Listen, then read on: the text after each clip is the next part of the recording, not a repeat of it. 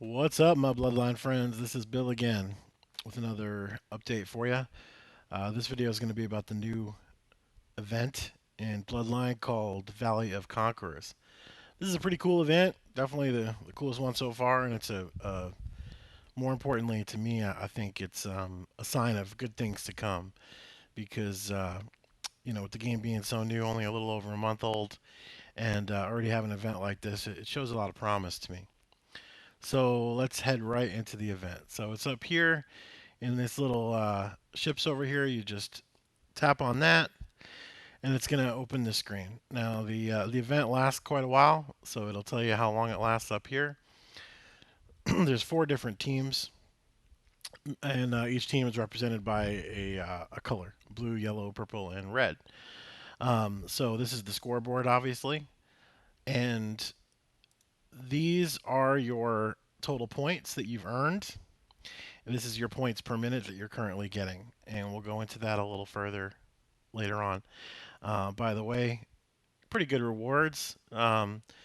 Summoning crystals, mythic gear, construction plans and food. But more importantly, it's PvP, and I love me some PvP. I don't know about you guys, but click go to battle. It's going to take you to the screen. So here is the war map.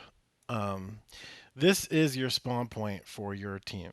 So whatever color you are, it'll be that color. So I'm blue team. So this is the blue spawn point, and you'll see the towers are in blue, and that means those are towers that my team owns. Then you'll see red towers and purple towers and yellow towers. So for this event, you do need to sign up for it ahead of time. So make sure you're on the lookout for that when it's available. If you don't sign up, you cannot compete. So simple sign up process. You just click sign up when the event pops up on your screen. So very easy. Just make sure you do it. So when the events first starts, you're gonna select three teams. So the three teams are gonna start at your spawn point, and your three teams are down here. You got team one, two, and three. So when you're at your spawn point, if you have one of your teams are there, then you'll be able to adjust what champions are in the roster.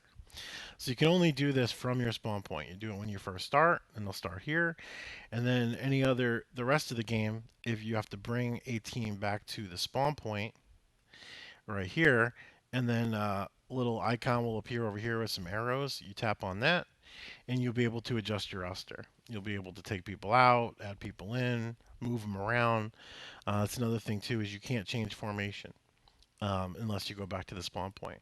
So it's not like the rest of the game modes where when you enter a battle you can switch up the character positioning. You can only do that at the spawn point. It's something to remember.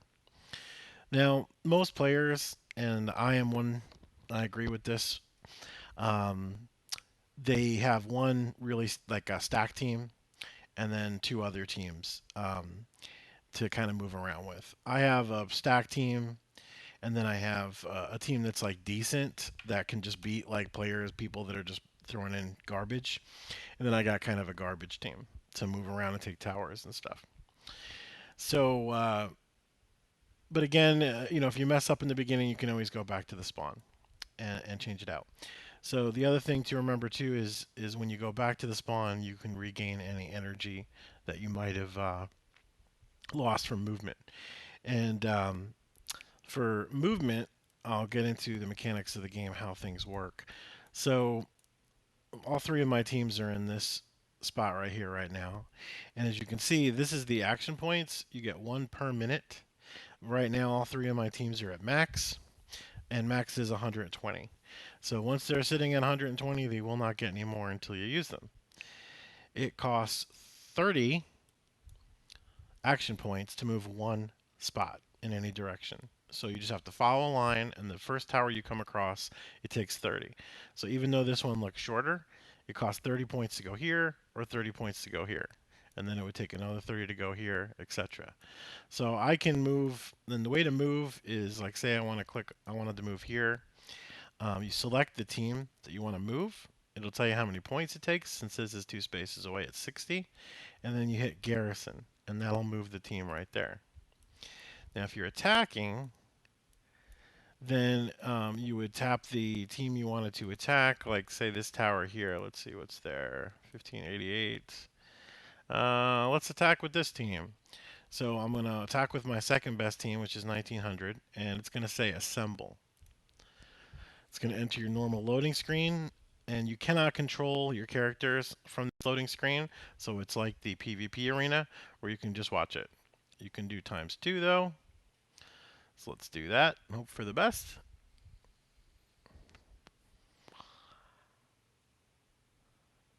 The other thing to see too is the might totals up here are kind of jacked right now. I'm not exactly sure what is going on with them, but they say it's going to be fixed next week. So in time for the next event, I guess, hopefully. But right now it's kind of jacked. So it's as a discrepancy as to what you see in your might totals. All right, so we beat this guy. Victory. So now I took over that tower for my team. So this tower now turned blue. Now if you look at this, if you open it up, you'll see that that team, they're at the same health levels and energy levels as at the end of the battle. This will reset itself. I think it takes like 7 to 10 minutes. I've seen a couple of different times. I'm not exactly sure why, but I've seen anywhere from 7 to 10 minutes. That's how long it takes. So these will heal by itself in that time. If characters were dead, same thing. They'll pop back to life in that time, and it would give you the actual timer if they were dead, but it doesn't show you the timer if they're just wounded. So let's see, what's this guy have? This tower, there's no one here. Oh, by the way, so when you select an enemy tower, right here it's going to show you how many teams are in that tower. So in this case, it's 0. If I wanted to see what teams were in there, I just hit View, if there was any, and it would list the teams that were in there, their power level, and it would tell you all the troops that are in there. Let's see if we can find a tower that has somebody in it. These ones by their base usually don't, but all right, like this one does. See, like this is 4.5 million team, and these are the troops that are in that tower.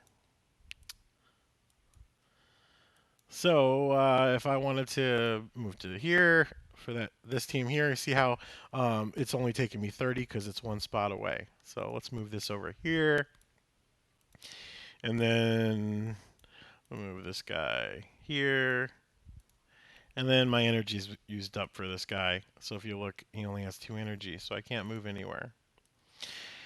If you die, your team is completely wiped, either from attacking or defending. Your team will teleport to the closest gate, which is what these are called, or your spawn point, whichever is closest. So these here are called gates. And gates are choke points, basically, in the map and between different areas of the lands. So, getting control of a gate is usually pretty key. Um, Oh, let me go into exactly how the game mode works for winning and losing. So, like I said, this is the way the points are. So this is how many points my team has, and then the rest of the team, right? So the way the game type works is every tower that you own is going to give you a certain amount of points per minute. So the small regular towers are worth 10 points per minute, and it'll tell you if you click on it. And there's a few other types that will give larger amounts. Like, for instance, this one is 30 points a minute, and it also gives plus 10% fortitude to your teams. So owning those towers is key. In the middle of the map, by the way, if you click the map up here, you'll be able to view much easier the full battlefield. In the middle of the map right here, if you click on something in the battlefield as well, it'll take you right to that spot. So this is the biggest tower. There's only one of them. It's in the middle of the map, and it's worth 100 points per minute. And you see you get 5% attribute increase to all your teams. So this one is usually this one actually looks like we can be able to take that pretty soon. But usually people will stack some pretty good teams in here. If you wanted to share a location to your friends, oh, by the way, down here is a chat. So we got alliance chat and we got public chat. So public is going to be able to talk to the other teams as well as your own, and alliance is going to talk just to your team. So say I wanted my friends, my teammates to attack this tower, I can click this button up here, and I can share this location to either a public channel or alliance channel and type a message. And if I hit share, it'll share that message in that chat. So my alliance can say, hey, so you can say, hey, hit this over here. Um, you can't attack enemy spawns. It's another thing. Like say this is the red spawn here. You can go all the way up to it, but you can't attack the spawn. It won't let you. I tried. You're right here, and if you select this, it'll just and if you try to assemble there, it'll just pop up a message saying you can't attack enemy spawn. The other things on here, global gives you the leaderboard. Battlelog is going to give you a battle log of all the fights, um, all the people that won or lost, all the different battles in chronological order and the location that it happened. Alliance, this is going to show all of your teammates and their squads that they have and where they are in the map. So this is pretty cool. You can just click on that and it'll take you right there. Quests, these are kind of like milestones for doing different things. You gain milestone rewards for doing different things in the game. It's kind of like personal accomplishments, and some of them are team accomplishments. Some of them are personal accomplishments, and some of them are team accomplishments. Let's see, movement we already went over. Attacking is called assemble, not attack. So just be aware of that. Um, there's resource towers. There's four of these, one in each territory. It's the one with the little icon over the head, and if it doesn't have the icon, it's a plus symbol. If you press that plus symbol, if I didn't have anybody here, it would be a plus symbol. If I hit this, you get food. So you get there's a requirement for these towers. You have to have a legendary 6-star or higher. That doesn't mean it has to be legendary. It could be mythic, right? Or it could be 10 stars. It could be a mythic 12-star. It just has to be at least a legendary 6-star. And you just place a person in here, and it doesn't matter who. It will not take that character out of your team, so you don't worry. If it's on a team, it'll still be in the team. But you do have to have something in here, and your team needs to own the tower. It'll collect the right here. It tells you 3,000 food per minute. As you can see, I've been collecting here for 2 hours. If I hit claim, it's going to give me the food and also a purple book. If you do not hit claim, then you do not get the rewards. So you can have a guy sitting in here for 8 hours and collect a bunch of food, and if you didn't hit claim and someone came along and took that tower, then you don't get it. So like I probably shouldn't have had 2 hours worth of food sitting in there, for instance, especially since red's pretty close. Um, what else? I think that's pretty much all I got. Um, as you can see from the leaderboard, really what you want is your points per minute, right? That's how you get your point totals. And so the key is to keep the people under you at lower points per minute. If they have lower points per minute than you, then they're never going to catch up. So it's a pretty long event. It is kind of cool. It does throw you with random people. You have 10 people on your team total, and it throws you with random people. It seems to be based on overall might level, which I'm not really a huge fan of. But this event for a first time event, I think is fantastic. There are some issues and some things I would change, of course, just like everybody. But for a first time doing an event, I think this has been a real home run.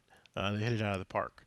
I'm sure they'll be making changes and listening to suggestions as the devs have uh, have done in the past. Um, but coordinating with your team and taking over different choke points and all that stuff, like my team, we're going to take this gate back and we're going to take this tower back really shortly. I'll tell you that. But coordinating with your team will really help in the end. This game type really promotes teamwork. If someone just goes lone wolf all over the place and they're not working with their team and they're kind of just doing their own thing, they're not going to be nearly as effective. Um, the other thing, when you're in your map, you'll see these numbers. That's how many teams are in that they're in that building. And the reason why this building has so many is because they just took this post right here and a couple of these other towers. And so we had a bunch of people in here. We had some people in here, some people in here. So when those people died, it ported them back to the closest spawn point, which was right here. So normally we wouldn't have 17 teams in this building, and that's the only reason we do. But I guess that's pretty much all I got for you guys. As always, feel free to post in the bottom. Uh, you know, come on to the official Discord, which is the link is in the game. And it's a really great community. The mods there are great. They're always very helpful. There's always at least one or two mods around, and there's a helper community, and the gaming community itself is very active and help all people from newbies to more advanced topics and strategies. So give us a look on Discord. All right. Well, thanks, and you guys have a great day.